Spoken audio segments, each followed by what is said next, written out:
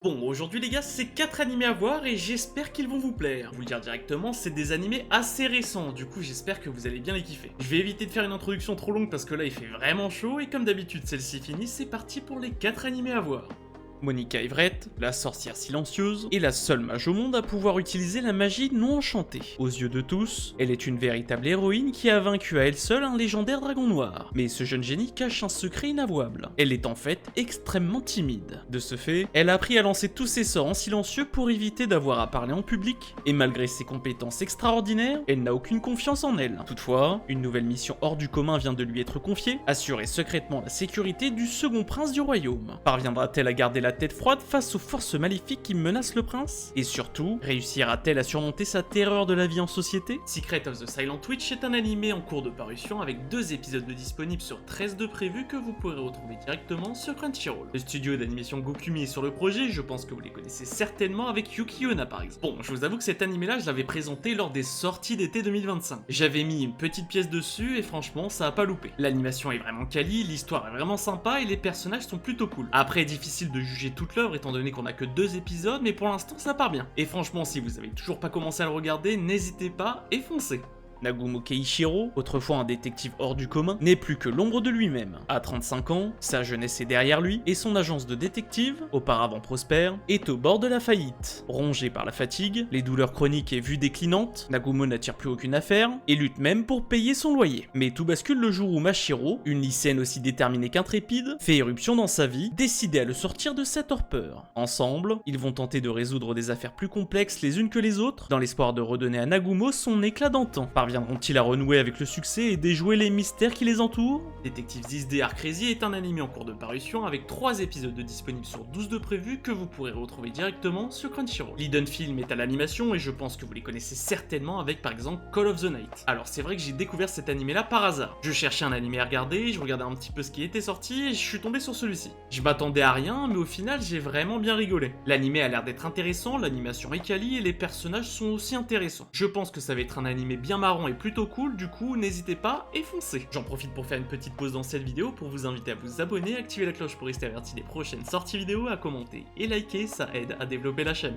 Lloyd est un mage spécialisé dans le soutien de ses camarades aventuriers, autrement dit un mage blanc. Membre de la prestigieuse équipe du héros, chargé de mener à bien les quêtes les plus périlleuses, il a toutefois été exclu de cette dernière après que ses compagnons l'ont jugé trop faible pour mériter de les accompagner sur le terrain. Seul et sans emploi, il rejoint par hasard un groupe composé d'aventuriers de rang S qui cherchaient justement un mage blanc pour réaliser une quête. Personne n'aurait pu imaginer que quelques temps plus tard, le groupe du héros s'effondrerait, tandis que Lloyd deviendrait un aventurier parmi les plus célèbres de sa génération. Scoop Up by US Frank Adventurer est un anime en cours de parution avec 2 épisodes disponibles sur 12 de prévus que vous pourrez retrouver directement sur Crunchyroll. Felix Film est à l'animation et je pense que vous les connaissez certainement avec MF Ghost ou encore The Most Notorious Stalker. Je sais ce que vous allez me dire par rapport à cet animé là. Oui, c'est un scénario classique, oui, le personnage principal c'est classique aussi, mais bon, c'est ce qu'on aime. À chaque fois, ils se font exclure du groupe du héros et après, bon voilà, il en crée un autre, il devient super fort.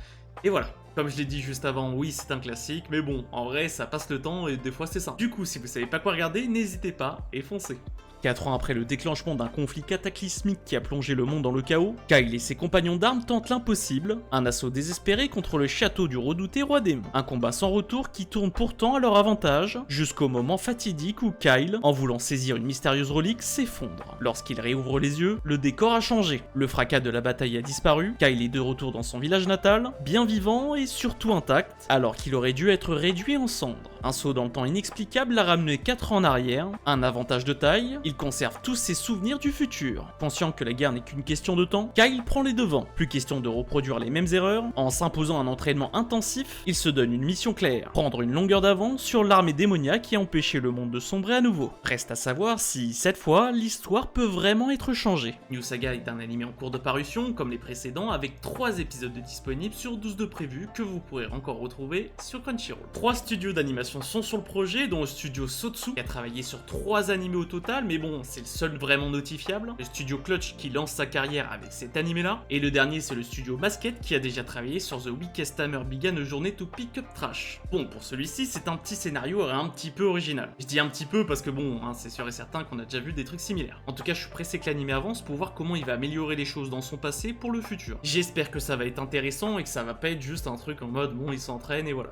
J'espère qu'ils vont arriver à faire des choses originales original, mais en tout cas, si vous hésitez à le regarder, n'hésitez pas et foncez. Les 4 animés à voir, c'est fini pour aujourd'hui. J'espère que j'ai parlé de l'un des animés que tu préfères en ce moment. Et comme d'habitude, on se retrouve vendredi prochain à 16h. C'était Mathieu. Ciao, ciao.